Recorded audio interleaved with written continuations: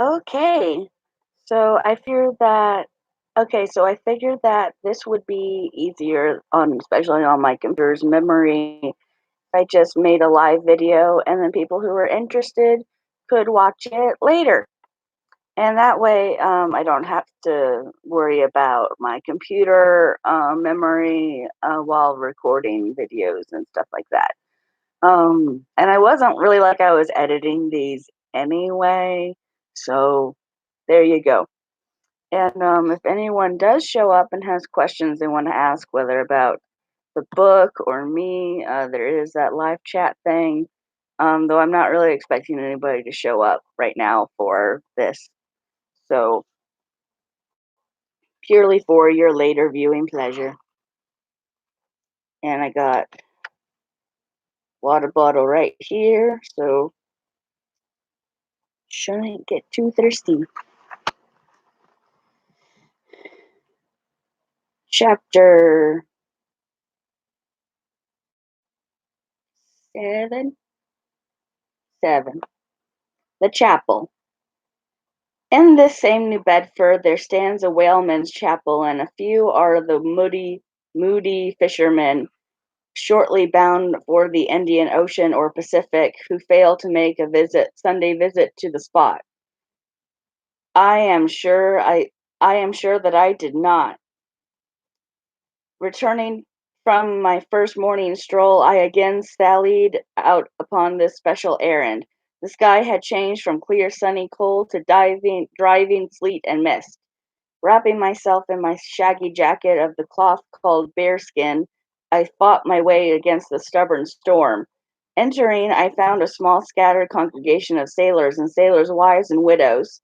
A muffled silence reigned, only broken at times by the shrieks of the storm.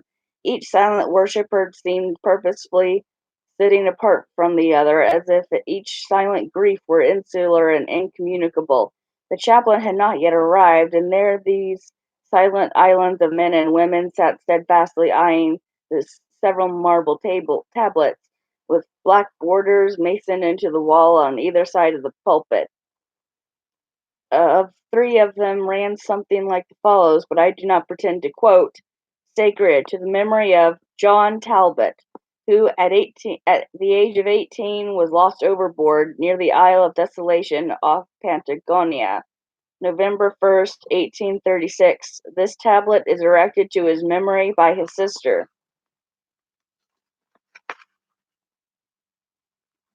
Sacred to the memory of Robert Long, Willis Ellery, Nathan Coleman, Walter Canny, Seth Macy, and Samuel Gleig, forming one of the boat's crews of the ship Eliza, who were towed out of sight by a whale on the offshore ground in the Pacific. December 31st, 1839. This marble here is placed here by their surviving shipmates. Sacred to the memory of the late Captain Ezekiel Hardy, who in the bows of his boat was killed by a sperm whale off the coast of Japan. August 3rd, 1833. This tablet is erected to his memory by his widow. Shaking off the sleet from my ice-glazed hat and jacket, I seated myself near the door, and turning sideways was surprised to see Queequeg near me. Affected by the solemnity of the scene, there was a wondering gaze of incredulous curiosity in his countenance. This savage was the only person present who seemed to notice because he was the only one who could not read, and therefore was not reading those frigid inscriptions on the wall. How do you know? Was that established earlier that he doesn't know how to read, or are you just assuming? Whatever. I don't remember. If anyone remembers, leave a comment, please. Whether any of the relatives of the seamen whose names appeared there were now among the congregation, I knew not. But so many are the unrecorded accidents of the fishery, and so plainly did several women present wear the countenance, if not the trappings, of some unceasing grief, that I feel sure that here before me were assembled those in whose unhealing hearts the sight of those bleak tablets sympathetically caused the old wounds to bleed afresh. Oh, ye whose dead lie buried beneath the green grass, who standing among flowers can say, Here, here lies my beloved. Ye know not the desolation that broods in bosoms like these. What bitter blanks in those black bordered marbles which cover no ashes. What despair in those immovable inscriptions. What deadly voids and unbidden infidelities in the lines that seem to gnaw upon all faith, and refuse resurrections to the beings who have placelessly perished without a grave. As well might those tablets stand in the cave of Elephanta as here.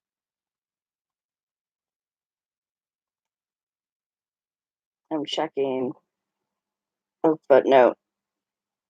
Elephanta seems to be connected to the footnote of near Bombay, India, an island dedicated to worship of the Hindu god Shiva, spirit of destruction. So I'm also needing to check. Ah, there that is. Okay. That is what I just read is indeed what Elephanta is.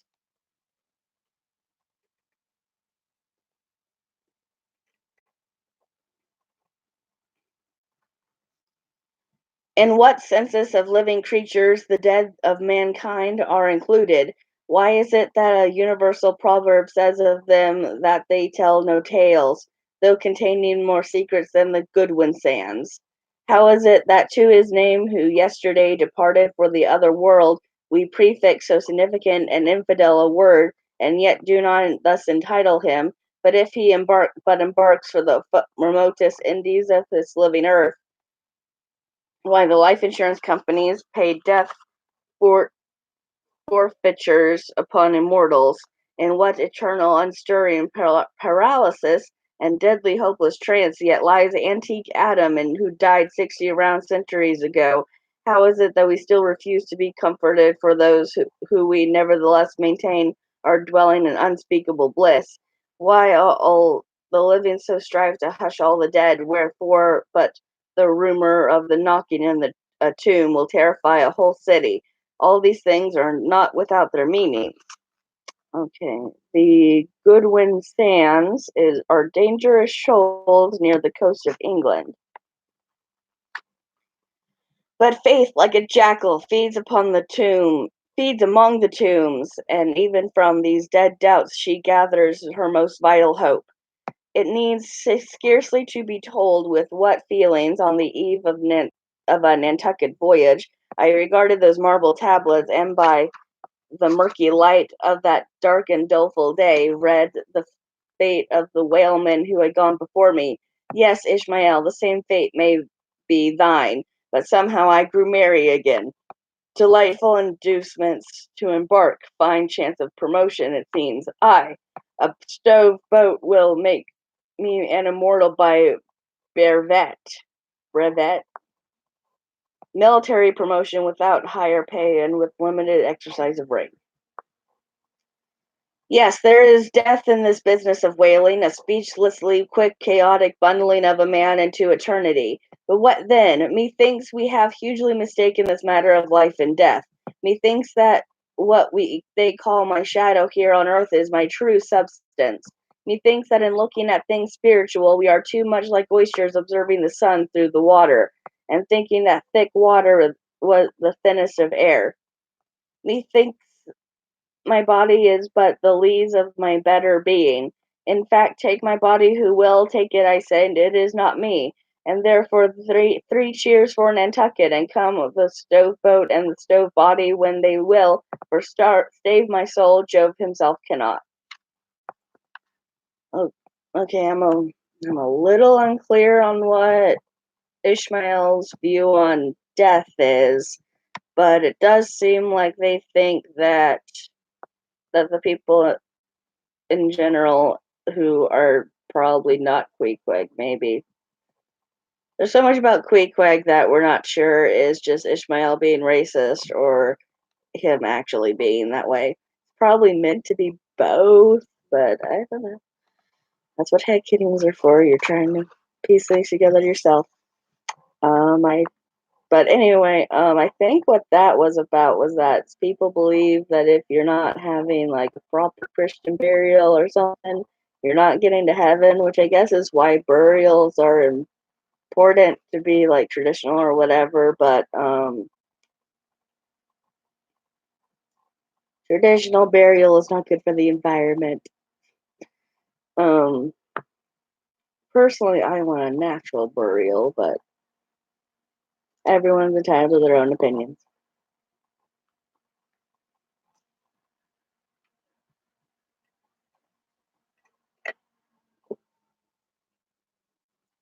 Okay, chapter 8, the pulpit. I had not been seated very long ere a man of a certain venerable robustness entered. Immediately as the storm-pelted door flew back upon admitting him, a quick regardful eyeing of him by all the congregation sufficiently attested that this fine old man was the chaplain. Yes, it was the famous Father Mapple? Mabel? I'm going to go with Mapple because those are two P's. Father Mapple, so called by the whalemen, among whom he was a very great favorite. He had been a sailor and a harpooner in his youth, but for many years past had dedicated his life to the ministry. At the time I now write of, Father Mapple was in the hardy winter of a healthy old age, and that sort of old age which seems merging into a second flowering youth. For among all the fissures of his wrinkles there shone certain mild gleams of a newly developing bloom, the spring verdure peeping forth even beneath February's snow. No one had been previously heard of his history could for the first time behold Father Mapple without the utmost interest, because they were certain engrafted clerical peculiarities about him, imputable to that adventurous maritime life that he had led. When he entered, I observed that he carried no umbrella, and certainly had not come from his carriage, for his tarpaulin hat ran down with the melting sleet, and his great pilot cloth jacket seemed almost to drag him to the floor with the weight of the water it had absorbed. However, hat and coat and overshoes were by one removed, and he hung up in a little space in an adjacent corner when, arrayed in a decent suit, he quietly approached the pulpit. Like most old-fashioned pulpits, it was a very lofty one, and since a regular stairs to such a height would, by its long angle with the floor, seriously contract the already small area of the chapel, the architect, it seemed, had acted upon the hint of Father Mapple, and finished the pulpit without stairs, substituting a perpendicular side ladder, like those used in mounting a ship from a boat at sea. Oh, the wife of a whaling captain had provided the chapel with a handsome pair of red worsted man ropes for this ladder, which being itself nicely headed and stained with a mahogany color, the whole contrivance, considering what manner of chapel it was, seemed by no means in bad taste. Halting for an instant at the foot of the ladder, and with both hands grasping the ornamental knobs on the man ropes, Father Mapple cast a look upwards, and then, with a truly sailor-like but still reverential dexterity, hand over hand, mounted each steps as if ascending the main top of his vessel. The perpendicular parts of the side ladder, as is usually the case with swinging ones, were of cloth-colored rope. Only the rounds were of wood, so that at every step there was a joint. At my first glimpse of the pulpit, it had not escaped me that, however convenient for a ship, these joints in the present instance seemed unnecessary, for I was not prepared to see Father Mapple, after gaining the height, slowly turning around and stooping over the pulpit, deliberately drag up the ladder step by step till the whole was deposited within, leaving him impregnable in his little Quebec. I pondered some time without fully comprehending the reason for this. Father Mapple enjoyed such a wide reputation for sincerity and sanctity that I could not suspect him of courting notoriety for any mere tricks of the stage. No, thought I, there must be some sober reason for this thing. Furthermore, it must symbolize something unseen. Can it be, then, that by the act of the physical isolation he signifies his spiritual withdrawal for the time from all outward worldly ties and connections? Yes, for replenished with the meat and the wine of the world to the faithful man of God, this pulpit, I see, is not a self-containing stronghold, a lofty Ehrenbreitstein, Ehrenbreitstein, which a perennial wall of water within the walls, with a perennial well of water within the walls. Okay, Ehrenbreitstein is a castle sited high above the Rhine River. Well, I can Google that later, since I don't know what that is. But the side ladder was not the only strange feature of the place, borrowed from the chaplain's former seafarings. Between the marble cenotaphs on either hand of the pulpit, the wall which formed its back was adorned with a large painting representing a gallant ship beating against a terrible storm off the lee coast of black rocks and snowy breakers. But high above the flying scud and dark rolling clouds, there floated a little isle of sunlight, from which beamed forth an angel's face, and this bright face shed a distinct spot of radiance upon the ship's tossed deck, something like that silver plate now inserted into the Victory's plank where Nelson fell. Horatio Nelson, great British admiral, killed on his ship Victory at the Battle of Trafalgar in 1805. Ah, noble ship, the angel seemed to say, beat on, thou noble ship, and uh, bear a hearty helm, for lo, the sun is breaking through, the clouds are rolling off, serenest azure is at hand.